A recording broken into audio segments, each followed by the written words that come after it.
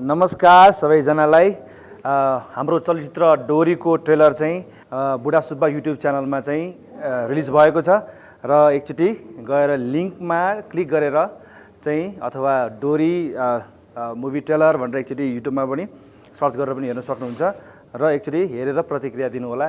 चलचित्र डोरी अबको चैत्र 15 गते रिलिज हुँदैछ अल ओभर नेपाल है। अनि फिल्म एकदमै रमाइलो बनेको छ, एउटा कम्प्लिट प्याकेजको बनेको छ। यसमा एक्सन छ, कमेडी छ, सोशल ड्रामा छ है। यसमा सबै थोक चाहिँ मिसिएको छ र दाल भात तरकारी जस्तै गरेर चाहिँ चटनीको रूपमा चाहिँ हरर थ्रिल पनि छ है। चटनी भने त्यसरी टाइपको होइन, एकदमै स्वादिष्ट अचारको रूपमा चाहिँ हरर थ्रिल पनि जोडिएको छ। गजबको फिल्म बनेको छ।